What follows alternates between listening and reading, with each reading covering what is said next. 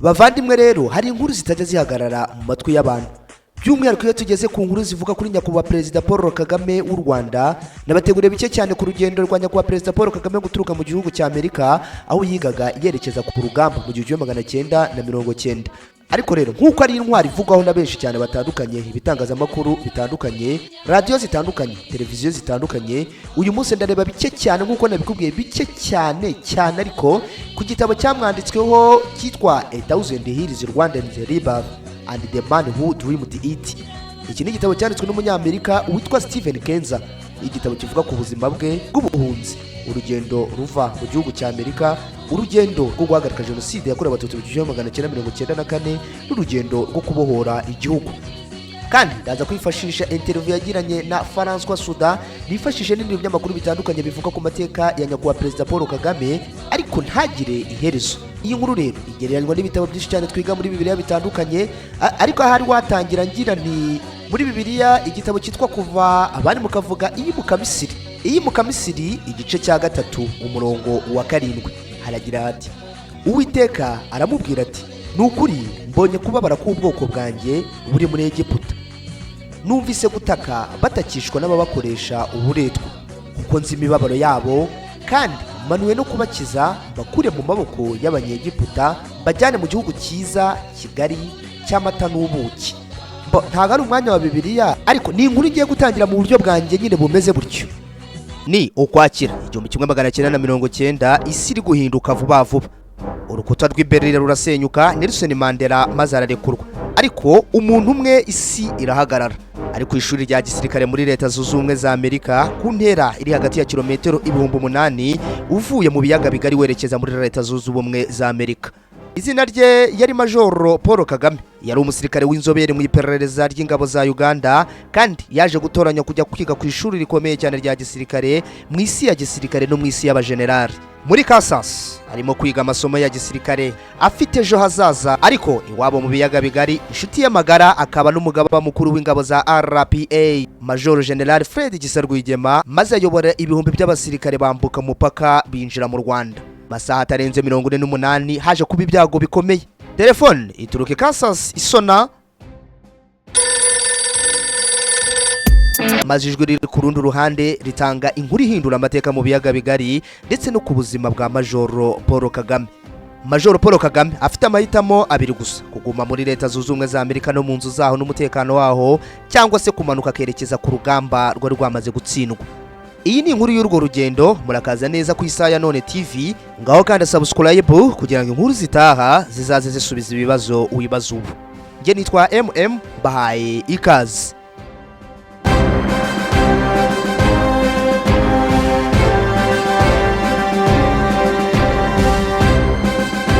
Iyi ni imwe mu nkuru zitangaje cyane ku buzima bwa Nyakubahwa Perezida Paul Kagame.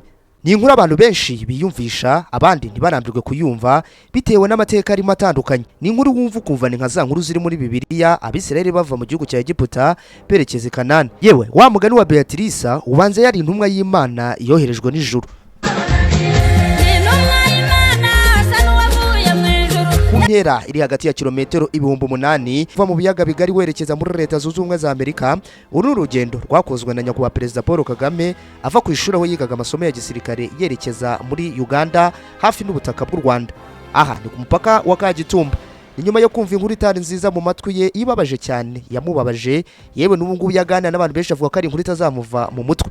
Inyuma yo kumva urupfu rw'uwari musangirangendo we bari barasangiye akabisi n'agahiye mu buzima bwabo, General Major Fred Rwigema, nyuma yo kurasirwa ku rugamba tariki ya 2 Ukwakira 1990.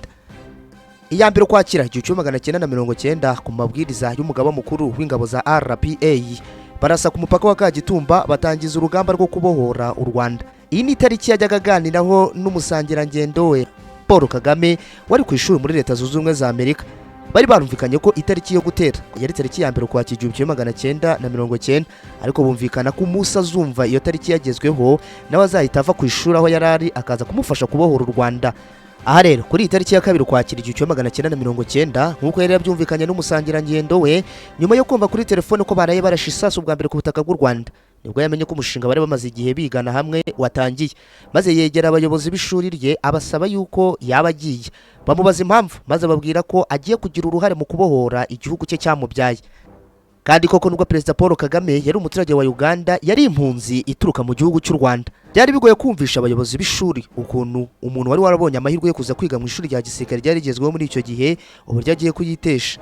Maze koko abayobozi be baje kubishyiraho umugisha, maze bamwemerera kujya kugira uruhare mu kubohora igihugu cye. Bamwemerera no guhagurukana ibitabo kabuhariwe mu gutegura urugamba. Mu kiganiro akomeje kugirana na François Suda, yamusobanuriye koko ibi bitabo yavanye ku ishuri Kansas yahawe n'abigisha be byamugiriye umumaro cyane, byagiriye ingabo za RPA umumaro, ndetse no mu gutsinda urugamba rwa tariki ya mbere kwa 1990. Yagiye mu rugo gukomeza kwitegura, ari nako agenda yishyura bimwe bigiye bitandukanye byamurebaga kugira ngo atagira umwenda wa Amerika agendana. Perezida Paul Kagame akomeza kuganira n'umunyamakuru François Suda, yavuze ko nubwo yari ari muri ako kanya arimo ategura urugendo, ataracyumva amakuru yavaga ku rugamba. Yaherukaga kuvugana na Fred Rwigema ku itariki ya mbere ukwakira 1990, ariko nyuma y'iyo tariki nta yandi makuru yo ku rugamba yigeze yongera kumva. Kuko hagati y'ayo matariki 5 na 6 amakuru yose yavaga ku rugamba guturuka Kagitumba yerekezaga ku bayobozi bakuru bari barasigaye Kampala mu gihugu cya Uganda ba RPA Inkotanyi, maze nabo bakabona koherereza ubutumwa Major Paul Kagame mu gihugu cya Amerika. Ariko mu makuru yose yakiraga muri Leta Zunze Ubumwe za Amerika, nta makuru ya General Fred Rwigema ku rugamba yakiraga. Aha rero yatangiye kwiyumvisha ko hashobora kuba ari icyabaye, ariko akongera akigaruramo agatima akagira ati ahari ubanza ari amakuru ya mbere yo ku rugamba abakiri ibanga, aho abasirikare badashaka gutangaza aho bageze. Nk'umuntu wigaga ubutasi kandi wari utuwe akora ubutasi, yatangiye kwiyumvamo ko hari amakuru ari guhishwa nk'umuntu umenyereye ibintu bijyanye n'ubutasi. Aha aganira na Steven Kenza yamubwiye agira ati natangiye kwiyumvamo ko ari ikintu cyabaye kidasanzwe, nyuma yuko nagendaga nakira amakuru atandukanye ariko simbone mwaje ushaka kumva neza. Aha nibwo natangiye kwiyumvisha ko ari ikintu cyabaye ku rugamba kidasanzwe. Paul Kagame yiyumvishaga ko rwose ko ari ikintu cyabaye kidasanzwe kuko yaratangiye kubyiyumvamo muri we. Rero nibwo yafashe umwanzuro wo gushaka umuntu wazamuhuza na General Fred Rwigema ku rugamba aturutse mu gihugu cya Uganda i Kampala. Nyakubahwa Perezida Paul Kagame aha naho yabigarutseho muri iki kiganiro agiranaga n'uyu munyamakuru, aho yagize ati mu matariki 6 na 7 nabajije umuntu wari muri Uganda, ndamubaza ni waba uheruka kuvugana na Fred Rwigema? Niba mutaravugana genda ujye ku rugamba ugenda uvugane nawe umubwire ko nshaka ko tuvugana kuri telefone, nibidakunda ko tuvugana urebe ko umubona hanyuma ugaruka umbwire. Instead he said he had somebody's message, he didn't even tell them it was my message, and that it was extremely urgent, so they blocked his way, he couldn't make it. So the fellow came back, talked to me on the phone. He told me Fred was alive, but that he was in the field. So I said, no, I'm not convinced. Go back and tell whoever is there. I remember he told him to talk to the late Major Bayingana, to talk to late Major Bunyenyezi, and so many others. Say that now go and tell them that it is me and I want somebody to deliver a direct message to him, because I wanted to prove whether he was actually alive, as my feelings were telling me he wasn't alive. Well, I'm really saying this story, it's fun as it sounds, people may not believe it, but this is what was happening. And so the fellow went back, I think same night, so he insisted. Again, he couldn't make any headway until somebody, a friend of his who was privy to the information that Fred had died, actually told him. He said, you quietly go and tell him that Fred is dead. Then he called me and told me, yes, that actually he has proven that Fred had died. Well, I tried to ask what he had died of. The fellow simply said he didn't know, and that even the person who told him didn't want to go further. Uyu muntu Nyakubahwa Perezida Paul Kagame yatumye ku rugamba yaje kugenda koko nkuko yari yamutumye. Urumva nk'umutasi, nk'umuntu wigaga ibya gisirikare, nawe yagombaga gutuma umuntu yizeye cyane. Niko kugera ku rugamba koko akigerayo, ariko aha cyari cyaramaze kuba nuko hari hashize iminsi 3 umugaba mukuru w'ingabo za RPA Major General Fred Rwigema atabarutse. Uyu muntu nkuko yari yamutumye rero koko niwe wagarutse kumubwira amakuru y'imvaho y'ibyabaye ku rugamba guhera ku itariki ya mbere ukwakira 1990. kugeza ku itariki ya 2 ukwakira 1990. Nyakubahwa Perezida Paul Kagame yaganira n'abantu ku bijyanye n'uru rugendo abigarukaho agira ati amasaha 28 ashize koko naje gukomeza guhamagara ngo numve ko umuntu natumye yaba yagarutse. Nahamagaye mu rugo rwa Fred Rwigema nitabwa n'umugore we maze mubaza nimba umuntu natumye yahageze. Umugore ati oya ntago arahagera. Naje kumubona rero ndamubaza nti wabonye Fred Rwigema ku rugamba? Maze abanza guceceka aramubwaza ati kubera iki? Nawe asubiza agira ati oya nako nyakubahwa ntakiriho. Maze mubaza niba koko ibintu avuga ari ukuri, ati ushatse kuvuga ko Fred yapfuye atakiriho? Maze uyu mugabo amusubiza agira ati yego koko nibyo ntago akiriho. Rero nkuko ibitangazamakuru byinshi ndetse n'inyandiko nyinshi zibivuga, by'umwihariko kuri iki kiganiro yagiranye n'uyu munyamakuru Steven Kenza, yavuze ko ari ikintu yumvishe mu matwi kitari gisanzwe. Yarashengutse cyane ababazwa n'urupfu rw'umusangirangendo we bari barabanye mu butoya ndetse bararwananye intambara zitandukanye. Aha rero yavuye kuri telefone ababaye cyane ku buryo avuga ko ari ikintu atazibagirwa mu buzima bwe. Rero akimara kumva iyi nkuru mu matwi ye aho yabanaga n'umufasha we muri Leta Zunze Ubumwe za Amerika, ngo yasubiyeyo maze umufasha wabona ko yahindutse cyane mu maso maze amubaza icyabaye. Paul Kagame muri uwo mwanya utari woroshye nyuma yo kumva iyo nkuru, nyuma y'uko umufasha wamubajije icyabaye, maze nawe akibaza uburyo ari umusobanurira iyo nkuru, aho ari buyitangirire naho ari buyisoreze bikamuyobera, maze nk'umusirikare koko akiyemeza guceceka. Nibwo yabonye yuko ibintu agomba kubikora nk'umusirikare, maze ntiyagira icyo atangariza umufasha we. Kandi ntiyagombaga no kumubwira yuko agiye kwerekeza ku rugamba rwari rumaze kugwaho inshuti ye y'akadasohoka Majoro General Fred Rwigema. Mu rugendo agendana n'umufasha we muri Leta Zunze Ubumwe za Amerika, agaragara nk'umuntu ukomeye inyuma, ariko nyamara imbere yashengutse bitewe n'urupfu rw'inshuti ye. Yagendaga yibaza ku bijyanye n'urupfu rw'inshuti ye y'akadasohoka ku rugamba rwo kubohora igihugu. Niwe yatangiye kubona ko amateka barwaniye we n'inshuti ye kuva kera ari abana, aribwo none hagiye kugira ikintu gikomeye cyane mu buzima bw'u Rwanda. Nibwo yabonye ko agomba gusohoza umugambi yari yaragiranye n'inshuti ye, maze akiyemeza kujya gusohoza umugambi bari baragambiriye kuva kera cyane. Nibwo yabonye ko urupfu rwe hari icyo rusobanuye ku mateka y'u Rwanda, kandi koko yaje kugira icyo asobanurana n'ubu ngubu. Nkuko yakomeje abisobanura umunyamakuru François Suda, yamubwiye ko nta yandi mahitamo yari afite usibye kuza kuziba icyuho cy'umugaba mukuru wari umaze gutabaruka ku itariki ya 2 ukwakira 1990. Niko byaje kugenda kuko ku itariki ya 8 ukwakira 1990 mu rugendo ari kumwe n'umufasha we ruturuka muri Amerika, yatangiye urugendo rw'ibirometero 8,000 bimukura i Kansas muri Leta Zunze Ubumwe za Amerika bimwerekeza mu biyaga bigari, by'umwihariko ku mupaka wa Kagitumba. Yaje kugera mu mujyi wa New York aho yari kumwe n'umufasha we, maze aza kwegera inshuti yari ihagarariye igihugu cya Uganda muri Amerika, maze amusaba ko yamushakira visa imwerekeza i Buruseli hamwe n'umufasha we. Iyi nshuti ye cyakoze nayo yaje kumwizera kuko nk'umwe wari uzi ubuzima bwe ko yari umutasi ukomeye cyane, umusirikare ukomeye cyane, ntiyumvishaga uburyo agiye kwerekeza i Buruseli. Nawe nta kabuza yahise yiyumvisha ko nawe yerekeje ku rugamba, maze aramubaza ati gutushatse visa nonaha kandi RPF yarateye igihugu? Nyakubahwa Perezida Paul Kagame yamusubije ko RPA itabuza abasirikare ku buryo yakifashisha imbaraga ze. Yamubwiye ko agiye mu kiruhuko nyuma yo kuva ku ishuri kandi yifuje kugikorera i Buruseli mu Bubiligi. Rero ahangaha inshuti ye yaje kubimufashamo maze imushakira visa imwerekeza i Buruseli. Paul Kagame yaje kuyiha umufasha we maze amutegera indege imwerekeza i Buruseli, maze wasigara i New York. Ariko ahangaha nsubiye inyuma gatoya, impamvu iyi nshuti ye yikanze cyane nuko yari izi ko Perezida Paul Kagame yari umwe mu bayobozi bakuru ba RPF, kandi yari amaze kumva amakuru ko RPF yateye igihugu cy'u Rwanda. Rero bimurya mu nda, bimurya mu mutwe, yumva ko nawe yabagiye kwerekeza ku rugamba. Bidatinze rero yaje kubashakira visa koko, ariko mu by'ukuri Paul Kagame nta gahunda yari afite yo kwerekeza i Buruseli mu Bubiligi. Yahise agurira tike umufasha we yagombaga kumugeza i Buruseli mu Bubiligi, ariko iciye i London mu Bwongereza. Nyakubahwa Perezida Paul Kagame yari afiteyo gahunda yo kujya kureba amafaranga yari yarakusanyijwe n'abayoboke ba RPF, amafaranga yagombaga kujya gufasha ingabo ku rugamba. Gusa kuri operasiyo y'agatangaza cyane, ariko iyobowe n'Imana nk'uko benshi babivuga.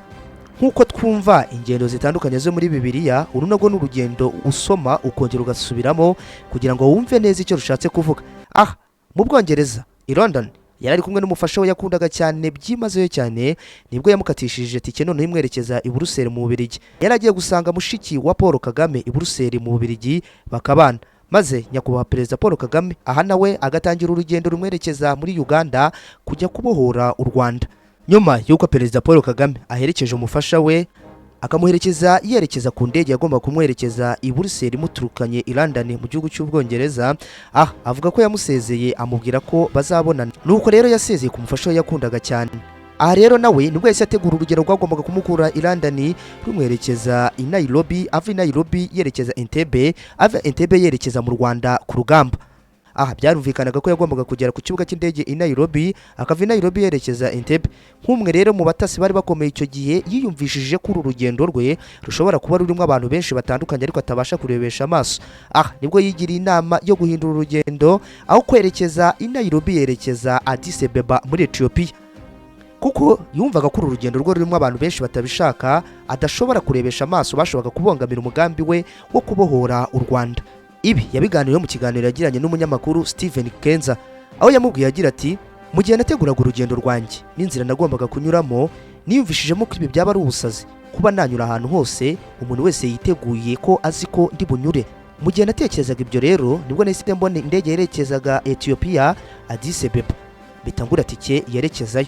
Icyo gihe Paul Kagame nibwo yahise afata gahunda yo kwerekeza Entebbe aciye Addis Ababa. Gusa muri icyo gihe ntabwo byari byoroshye cyane, yari inzira igoranye cyane, inzira yari irimo inzitizi nyinshi zitandukanye zirimo no kubura ubuzima, kuko Addis Ababa muri Ethiopia hari imirwano ikomeye cyane y'inyeshyamba zashaka guhirika ubutegetsi. Nubwo yabonaga ko ari inzira nziza cyane itarimo riske ku mugambi we wo kubohora u Rwanda, ariko harimo riske yo kuba yabura ubuzima ageze mu gihugu cya Ethiopia, kuko mu Kwakira mu 1990 nibwo intambara y'inyeshyamba n'ubutegetsi bwariho yavuzaga ubuhuha. Nubwo yatekerezaga ibyo byose koko nk'uko twabivuze, nk'umutasi wari inararibonye muri iyo myaka, ntabwo yibeshye. Koko mu nzira zose yagombaga gucamo aturuka i London mu Bwongereza yerekeza Entebbe mu gihugu cya Uganda, hari abantu benshi bari biteguye kumufata, kumuta muri yombi, bakamuhata ibibazo bitandukanye. Koko byaje kwigaragaza ubwo umufasha we yageraga i Buruseli mu gihugu cy'Ububirigi, yasanze inzego z'umutekano ku kibuga cy'indege maze zimusamira hejuru, kuko kumubaza ziti, none ko hari umuntu mwari kuzana nk'uko tubibona, ari hehe? Baje kumujyana mu cyumba cy'ibazwa Ababirigi, maze batangira kumuhata ibibazo byinshi cyane bitandukanye. Bamubaza bati, uje wenyine? Nawe ati, ndi jyenyine. Bati, ariko ntugombaga kuza wenyine uko tubibona? Nawe ati, yego, ariko naje njyenyine. Mu gihe kigera ku masaha 2, Jeannette Kagame abazwa byihariye, baje kumurekura maze akomeza urugendo rwe. Hari ahambere muri Kenya rero naho hari byinshi bivugwa n'abanditsi benshi batandukanye ko Perezida Paul Kagame ashobora kuba atari kuharenga, nubwo wenda yari guca ahandi bikemera, ariko atashoboraga guca ku kibuga cy'indege i Nairobi. Ahangaha ibikorwa byose by'uru rugendo rwo kuva i Kansas mu gihugu cya Amerika werekeza ku rugamba birimo ibintu bitangaje byinshi bitandukanye, ahari wakumva ko umuntu yabaga yobowe n'izindi mbaraga tutarebesha amaso. Koko nabibabwiye, yari intumwa y'Imana yoherejwe n'ijuru. Mu gihe muri Kenya bari baryamiye amajanja naho, dore ko ubutasi icyo gihe cyari ikintu kigezweho cyane, birashoboka cyane. Dore yuko mbere yuko ahaguruka mu gihugu cy'Ubwongereza, yahamagaye umuyobozi wa RPF wabaga muri Kenya amusaba yuko baza guhura ku kibuga cy'indege bakagira icyo baganira. Ahari wenda birashoboka ko telefone zatumanyeho maze zisanga zigomba kumutangira ku kibuga cy'indege i Nairobi. Gusa yaje guhindura urugendo, ariko ntiyamenyesha uyu muyobozi wa RPF muri Kenya, maze uyu muyobozi nawe yitegura kuza kumwakira ku kibuga cy'indege. Maze nawe asaba inshuti ye yakoraga ku kibuga cy'indege mu binjira n'abasohoka ko yaza kumwakirira umuntu urubuturuke i London mu gihugu cy'Ubwongereza. Niko byaje kugenda koko. Ategereza Paul Kagame, ariko ntiyamubonye. Asubira kuri wamutumye, amubwira ko umuntu yamutumyeho ntawe yigeze abona. Maze akimubwira gutyo ko ntawe abonye, yungama aramubwira ati, ariko nibyo kuba tutamubonye, kuko no muri twe twasabwe ko uwo muntu uri buze tugomba kumwitondera tukagira ibyo tumubaza. Paul Kagame muri urugendo ruva muri Leta Zunze Ubumwe za Amerika, aho yakandagizaga ikirenge hose, hari hafite message yagombaga kumuhagarika ikagira ibyo imubaza. Bisa nka hari umuntu wari wamaze gutanga amakuru hirya no hino ko agiye kwerekeza ku rugamba rwa tariki ya 1 Ukwakira 1990. Mu kiganiro yagiranye na Steven Kenza yabigarutseho, aho yavuze ko uyu muntu atashaka ko yerekeza ku rugamba, nubwo ataramuzi, ariko yagerageje ibishoboka byose ngo amubongamire mu ngendo zitandukanye kugira ngo atisanga ikagitumba ku rugamba. Gusa ku rundi ruhande, nubwo yari yiyemeje guca Addis Ababa muri Ethiopia, nubwo rwari urugendo rutoroshye rwashoboraga gutuma abura ubuzima bwe nk'uko yari yabipanze nk'umutasi mukuru. N'ubundi yaje kwisanga Addis Ababa muri Ethiopia, nubwo hari akaduruvayo n'imirwano ikomeye cyane, ubwo inyeshyamba zendaga gufata ubutegetsi zerekeza mu mujyi mukuru wa Addis Ababa. Yamaze iminsi 2 yari kumwe n'inshuti ye yakoraga muri EUA. iyi niyo yamufashije kubona uko yerekeza Entebbe mu gihugu cya Uganda. Igihe cyaje kugera tariki ya 10 z'ukwezi kwa 10 yerekeza i Addis Ababa ku kibuga cy'indege aho yaragiye gufata urugendo rwa nyuma rwagombaga kumwerekeza Entebbe akava Entebbe yerekeza ku mirongo y'urugamba mu Rwanda. Ariko ahangaha iyi no operasiyo y'urugendo itoroshye cyane ahari nka rwa rugendo rw'abanyayisraeli kuva muri Egiputa werekeza i Kanani bageraga badusobanura byinshi cyane. Inyanja icirwamo kabiri barambuka, ingabo zirabakurikira maze amazi azirengaho. Ibitangaza birabaye by'Imana hakurya y'inyanja, maze Miriam atera indirimbo na n'ubwo izaririmbwa ubwo tuzaba tumaze kwambuka ya nyanja itukura.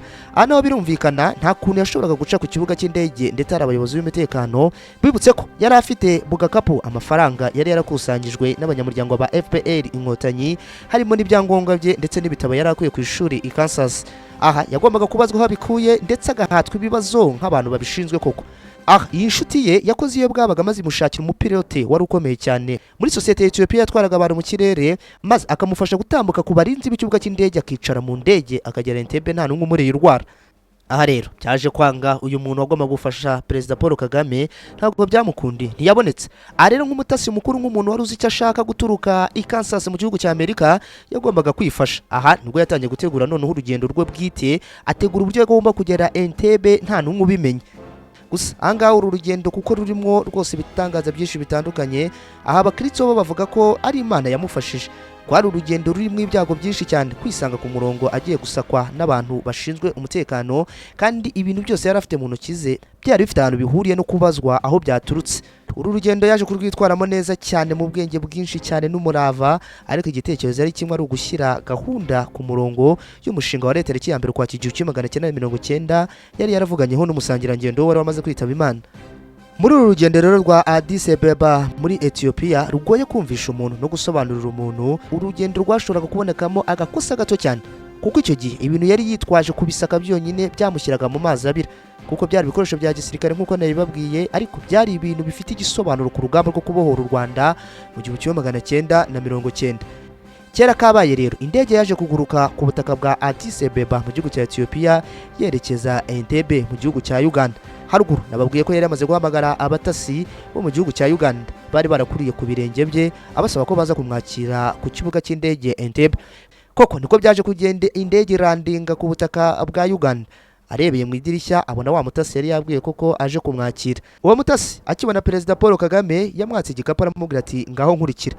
Umutasi rero nk'umwe mu batasi rero bakuru ntabwo yagombaga gucisha Perezida Paul Kagame ku kibuga cy'indege, kuko yari umuntu uzwi cyane mu gihugu cya Uganda. Musabye ko yamukurikira, maze banyura ku mazu y'ubucuruzi yabikaga ibicuruzwa bitandukanye.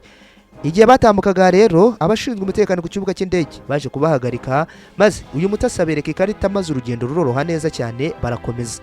Ku gicamunsi cy'itariki ya 14 z'ukwezi kwa 10 1990 nibwo uyu mutasi wamukuye ku kibuga cy'indege yaje kumugeza ku wundi mutasi wari umutegereje mu rugo iwe, nk'umuntu wari unaniwe cyane mu rugendo rwo guturuka i Kansas mu gihugu cya Amerika werekeza Addis Ababa, akaza kwisanga Entebbe mu gihugu cya Uganda.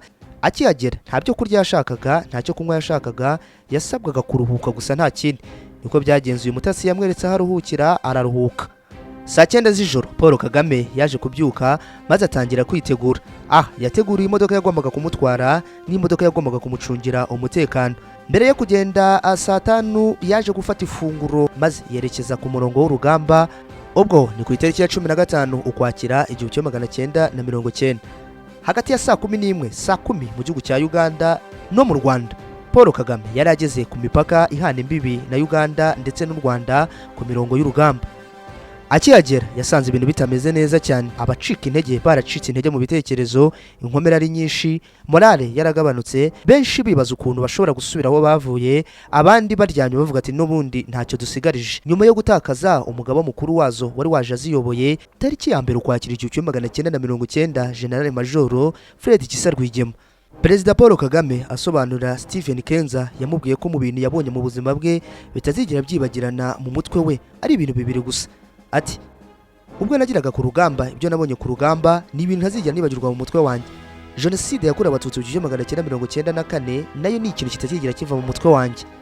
Nuko nguko Nyakubahwa Perezida Paul Kagame wari ufite ipeti rya majoro icyo gihe yageze ku rugamba, aho yari agiye gutangirira kuri 0 ariko akagera ku ntego yari yarihaye akiri umwana hamwe n'umusangirangendo we wari waramaze gutabaruka Fred Gisa Rwigema.